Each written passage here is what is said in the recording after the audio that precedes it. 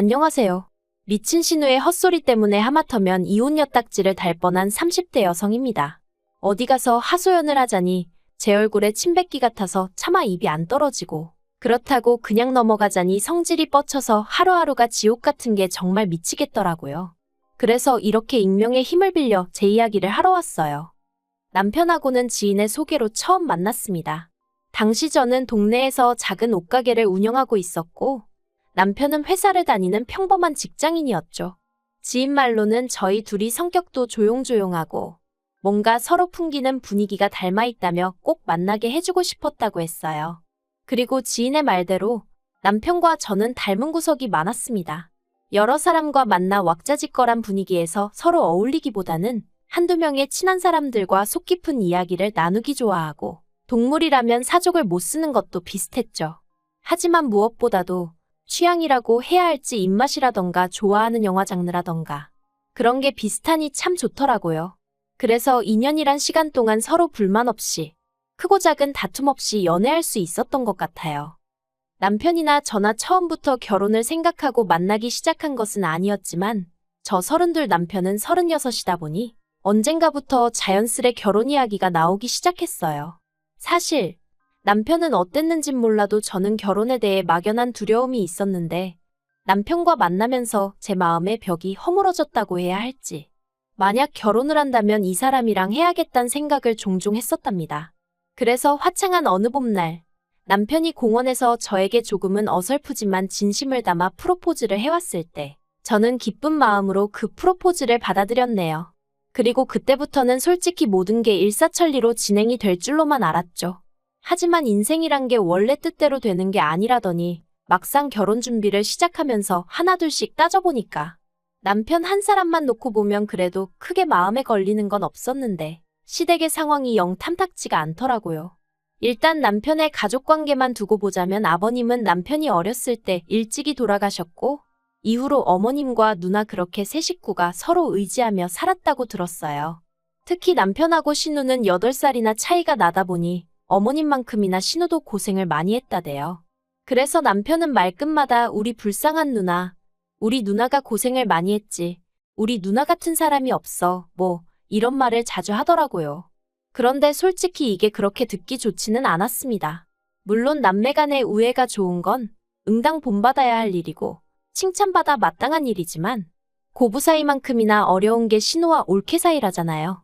그러니 제 입장에선 만약에 신우랑 나랑 부딪히는 일이 생기면 남편이 과연 내 편만을 들어줄 수 있을까 하는 좀 유치한 걱정이 자꾸 되는 거예요.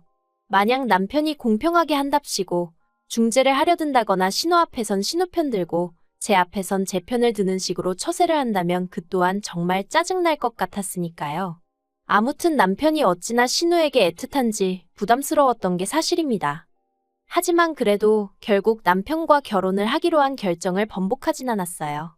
당시 신우는 어머님과 대전에 살고 있었고 계속해서 그렇게 모시고 살 거라고 했기에 저희 부부와 그렇게 자주 만날 일이 있을 것 같진 않았거든요. 그래서 솔직히 살면서 신우랑 마주치면 몇 번이나 마주치겠나 싶어 더는 신경 쓰지 않기로 했던 거죠. 그런데 결혼식을 올리고 반년도 지나지 않아 또다시 생각지도 못한 상황을 마주하게 되었습니다. 남편이 지방으로 가게 되었거든요. 당시 남편이 다니던 회사는 작은 건설 회사였는데, 제가 회사 사정까지는 자세히 모르지만 전국 각지에서 일을 받아 한다고 들었어요.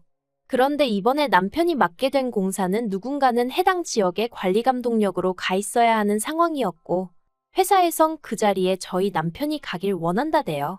처음에 그 이야기를 듣곤 정말 눈앞이 깜깜했습니다. 머리가 멍해졌다고 해야 할지. 왜냐하면 남편이 발령받은 지역이 저희 사는 곳에서 차로 왕복 6시간은 좋게 걸리는 곳이었으니까요. 그 거리를 차마 남편더러 매일같이 오가라고 할 순 없고, 이걸 어쩌지 싶대요? 그리고 아니나 다를까 남편은 당연히 그쪽 지역에 집을 얻어야 하지 않겠냐면서 저더러 한 달 안에 가게 정리해 그러대요. 그런데 솔직히 남편과 떨어져 지내는 건 싫었지만 동시에 현실적인 고민을 안 할 수가 없었습니다. 저희 남편, 어디 가서 말하기 부끄럽지만 한 달에 270 정도 벌어요. 외벌이로 가정을 꾸려나가기엔 턱없이 부족한 돈이죠. 하지만 다행히 제가 동네에서 하는 옷장사이긴 해도 단골이 꽤 많아요. 그래서 저도 얼마나 많이는 아니지만 남편만큼은 벌어오고 있었거든요. 그러니 무턱대고 남편과 떨어져 있기 싫다는 이유로 제가 하던 일까지 접어가며 따라가는 건 아니다 싶대요. 까놓고 말해서 남편 따라 연고도 없는 그 지역에서 하루 종일 무슨 집 지키는 강아지 마냥 남편만 기다리며 살기도 싫었고요. 그리고 비록 지금 사는 집이 오래된 구축 아파트긴 했어도 엄연히 저희 명의였던 데다가 처음에 이사 들어올 때 신혼집 분위기 낸다고 리모델링도 싹 다 해서 들어왔어요. 그런데 이 집을 남한테 세를 주고 저희는 저희대로 지방에 내려가서 세를 얻어 산다. 솔직히 생각만 해도 짜증도 나고 속도 상하고 정말 내키지 않았죠. 그래서 며칠의 고민 끝에 남편에게 같이 가는 건 아닌 것 같다고 했어요. 나도 서운하고 섭섭하지만 당분간 주말 부부로 지내자고요. 그리고 다행이라고 해야 할지 남편의 반응은 비교적 덤덤했습니다. 그리고 아닌 게 아니라 얘기를 나눠보니 남편도 저랑 비슷한 생각을 했더라고요. 그러면서 남편이 자기가 능력이 부족해서 이런 일이 생긴 것 같다고 미안하다는데 솔직히 철없는 생각이지만 남편이 상사한테 말이라도 한번 해보면 안 되나 싶대요. 막말로 남편 회사 사람들 이래봤자 많지도 않고 저희 결혼한 지 얼마 안 된 거 다 알 텐데 이런 시기에 지방 발령을 꼭 내야 하는 건지 한번 따져보라고 하고 싶었죠.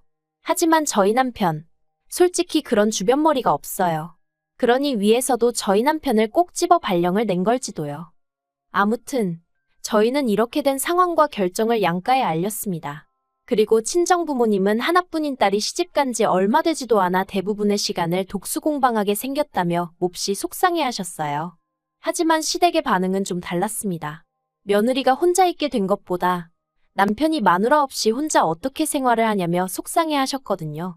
아무리 팔은 안으로 굽는다지만 저랑 만나기 전에 혼자 내리 10년을 자취를 했던 남편인데 갑자기 저랑 결혼을 하고 나서는 제 도움이 필요하다고 생각하시는 게 좀 황당하대요. 하지만 황당한 이야기는 이게 다가 아니었습니다.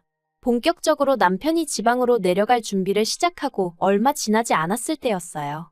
어디서부터 이야기를 해야 하나 싶은데 신우에게는 아들이 하나 있습니다. 나이도 21살로 성인이에요. 왜냐면 신우가 시집을 꽤 일찍 갔어요.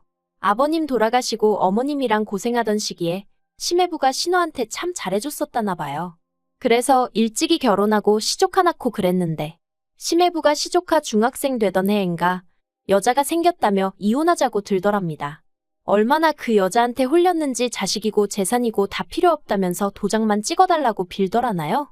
그래서 남편이 시매부를 쫓아가서 아주 두들겨 패놨었다는데 아무튼 그렇게 신우가 이혼하고 이후로 시조카를 혼자 키웠는데 문제는 어찌나 오냐오냐 키웠는지 한마디로 개념이 없어요. 하지만 무엇보다도 제가 시조카를 이토록 싫어하게 된 건 한 가지 찜찜한 일이 있었기 때문이에요. 결혼식 당일 원래는 남편 친구 둘이서 남편 쪽 축의금을 받아주기로 했었는데 시조카가 갑자기 그런 건 원래 가족 한 명 친구 한 명이 같이 해야 되는 거 아니냐며 딴지를 걸대요. 말이야 돌려 했지만 한마디로 남편 친구들을 어떻게 믿냐는 얘기였죠. 그리고 그 얘기를 듣고 남편이 크게 화를 냈어요. 자기 친구들을 뭘로 보고 그런 소리를 하느냐면서요. 하지만 옆에 있던 신우가 아주 틀린 말도 아니라면서 그러니까 그냥 깔끔하게 자기 아들이랑 친구 한 명이랑 돈 받으라 해 하는데 그래서 결국 자의반타의반으로 조정을 하게 되었죠. 그런데 며칠 뒤 남편과 제가 그날 고생했다는 뜻으로 남편 친구에게 밥을 사게 되었는데 어느 정도 분위기가 무르익었을 무렵 친구가 조심스럽게 이 얘기를 어떻게 해야 할지 모르겠다면서 그래도 알려주는 게 좋을 것 같다고. 시조카가 축의금에 아무래도 손을 댄 것 같다는 거예요. 자기가 급한 전화를 받느라 잠깐 자리를 비웠었는데 그때 시조카가 봉투 몇 개를 숨기는 것 같았다면서요. 아, 정말이지 그 이야기를 듣는데 심란하더라고요. 그래서 남편을 쳐다봤는데 남편 표정이 마치 뭔가 이미 알고 있는 사람 같았달까요? 그래서 그날 집으로 돌아오는 길에 아까 당신 친구가 한 말이 너무 신경 쓰인다며 남편 반응을 슬쩍 떠봤습니다.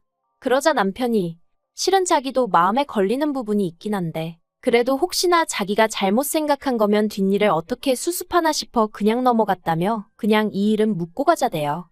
하지만 제 성격이 원래 옳고 그른 건 꼭 따져야 하는 편이라 결국 남편 축의금 명부를 옆에 펼쳐놓고 남편을 붙들어 앉혀놓고 하나씩 계산을 맞춰나갔습니다. 그리고 다 계산하고 나니까 정확히 40만 원이 비더라고요. 황당했죠. 40만 원이 얼마나 큰 돈은 아니지만 그래도 그 자리에 앉아서 돈에 손을 댔다는 게 어처구니가 없었달까요? 그런데 남편이 이 일은 신우한테도 시조카한테도 말하지 않았으면 좋겠다대요. 일 크게 만들어서 서로 좋을 게 뭐가 있냐고.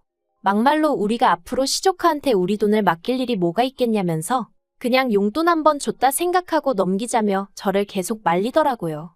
그래서 결국 저도 그냥 넘어가는데 동의했어요. 솔직히 증거가 확실히 있는 것도 아니고 저도 결혼한 지 얼마 되지도 않은 시점에 시댁 식구들과 얼굴을 붉히고 싶진 않았으니까요. 그런데 남편의 이사 날짜가 잡히고 나자 신우가 정말 골 때리는 얘기를 꺼냈습니다. 공무원 시험을 준비하는 시조카를 저희 집으로 보내겠다는 거였죠. 아무래도 대전보다는 서울에서 공부하는 게 더 유리할 것 같다면서 말해요. 당혹스러웠어요. 가뜩이나 시조카한테 감정도 좋지 않고 가능하면 말도 안 섞고 싶은데. 하지만 이런 이야기를 구구절절 신우 면전에 대고 할 수도 없는 노릇이니 그냥 남편도 없는 집에 시조카랑 어떻게 둘이 지내냐고 그랬어요. 싫은 건 둘째치고 불편해서 어떻게 둘이 사냐고요. 그리고 그건 사실이잖아요. 시조카 오면 보나마나 처음엔 안 그래도 된다고 해도 결국 뭐 좀 해먹여라 이거 해줘라 저거 해줘라 바라는 게 얼마나 많아질지 안 봐도 뻔할 뻔잔데 막말로 똥물에 꼭 발을 담궈봐야 똥물인지 아나요? 흙탕물도 찝찝하면 피해가는 게 상책인 마당에 게다가 남편한테나 가족이지 저랑은 피 한 방울 안 섞인 남남이고 어엿한 성인 남잔데 아무튼지간에 상상만 해도 불편해서 안 된다고 했습니다. 그랬더니 신우가 보이는 반응이 정말 가관이었어요. 저더러 결혼했으면 피가 섞였건 안 섞였건 다 한 가족인데 저야말로 가족을 상대로 무슨 생각을 하는 거냐면서 평소에 뭘 보고 듣고 살면 그런 생각을 할 수가 있냐는 거예요. 아니 요새 뉴스도 안 보나?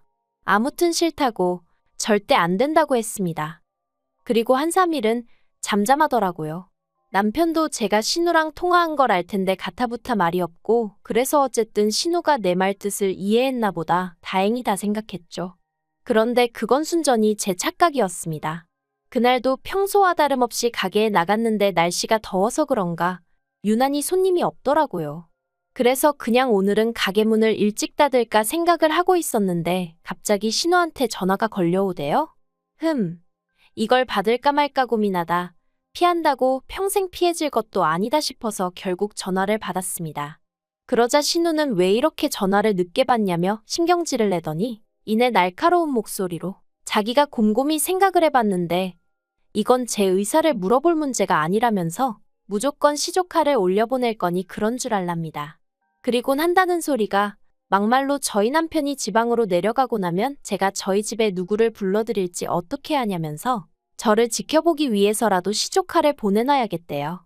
그러면 저는 시조카가 딴짓 안 하고 공부 열심히 하나 봐주고 그리고는 제가 좋든 싫든 자기가 그렇게 해야 마음이 편할 것 같아서 그런 거니 더는 이러쿵저러쿵 따지고 들지 말랍니다. 그래서 제가 웃기지도 않는 소리 좀 하지 마시라고 진짜 그렇게 하시면 저도 가만히 안 있을 거라고 소리를 질렀죠. 그런데 남편이 지방으로 내려가고 이틀 뒤 기어이 신우가 일을 벌였습니다. 사과상자 2박스랑 시조카를 데리고 저희 집에 왔으니까요. 어이가 없어서 제가 지금 이게 뭐 하는 짓이냐고 했어요. 그랬더니 자기가 분명히 얘기하지 않았냐면서 오히려 절 이상한 사람처럼 보는 겁니다. 그리고는 정말 무대뽀처럼 시조카를 앞세워 저희 집으로 들어가는데 도저히 저 혼자 힘으론 안 되겠다 싶어서 경찰을 불렀네요. 신우는 제가 경찰을 부른지도 모르고 작은 방에 시조카랑 같이 짐을 풀고 있었습니다. 하지만 그러고 10분도 되지 않아 경찰 2명이 왔고 저는 저 사람들이 지금 내 집에 무단으로 들어왔다고 설명을 했죠. 그런데 신우는 사태 파악이 안 된 건지 오히려 자기가 그 경찰들한테 하소연을 하기 시작하대요. 자기가 손이 시는데 남동생이 지방에 내려가서 아무래도 올케가 걱정되고 염려되어 자기 아들을 데리고 온 건데 아무래도 제가 이렇게까지 싫어하는 걸 보니 분명히 뭔가 제가 구린 데가 있는 것 같다나요. 그리곤 요새 젊은 여자들이 행실이 어떻고 저떻고 그러자 경찰들이 어이없고 난감한 표정으로 절 보며 어떻게 하고 싶냐는 거예요. 그래서 일단 내보내달라고 그리고 주거침입 및 명예훼손으로 신고하겠다고 했어요. 그러자 그제서야 시조카 얼굴이 점점 허옇게 질려가더니 지 엄마 그러니까 신우한테 그만하라고 그냥 가자고 하대요? 이러다 제가 자기 고소하고 합의 안 해주고 그러면 공무원 시험 응시 못한다면서요. 사실 전 그런 줄은 몰랐고 그냥 신우한테 화가 나서 한 소리였는데 시조카의 다급한 표정을 보니까 오히려 제가 좀 당황스러웠네요. 아무튼 경찰들도 옆에서 그건 용케 잘 알고 계시네요. 그런데 이런 짓을 하시면 어떡합니까? 하고 어이없어 하더라고요. 그래서 되게 허무하게 신우랑 시조카랑 저희 집 밖으로 끌려나가다시피 나갔어요. 사과 상자는 경찰들이 옮겨줬고요. 그리고 분해서 어쩔 줄 몰라 하는 신우한테 아들 앞길에 소금 뿌릴 거 아니면 행동하기 전에 생각 좀 하라고 한마디 했습니다. 차마 이러니 심해부가 질려서 바람이 난 거 아니냐는 소리는 목구멍 끝까지 올라왔지만 그래도 시조카도 있는 데서 할 소리는 아닌 것 같아 꾹 참았네요. 그리고 그날 밤 남편한테 전화해서 정말 불같이 화를 냈어요. 당신 누나 경우가 없어도 너무 없는 거 아니냐고. 아무리 그래도 그렇지. 날 뭘로 보고 감시를 하니마니 하더니 기어이 올라올 수가 있냐 했죠. 그러자 남편이 꼴에 팔은 안으로 굽는다고 자기 누나가 매형이 바람펴서 마음고생을 좀 하지 않았냐. 그래서 좀 오버를 한 것 같다며 한 번만 이해를 해달라나요? 그리고는 자기는 제가 파트로 매주를 쓴다고 해도 믿는다면서 신우 말은 너무 마음에 담아두지 말라는데 남편이야 저를 달래려고 한 소리였겠지만 그래도 마음 한편으론 지 누나라고 욕은 안 하네 싶어서 좀 얄밉긴 하대요. 그래도 이 정도면 신우도 어느 정도 상황 파악이 되었겠죠? 저를 만만히 보면 안 된다는 것도 알았을 거예요. 그쵸? 앞으로도 할 말이 있으면 참지 말고 해가면서 살아야겠어요. 제가 남편이랑 결혼을 해서 신우보다 아랫사람인 건 맞지만 그게 신우한테 찍소리도 하면 안 된다는 뜻은 아니니까요.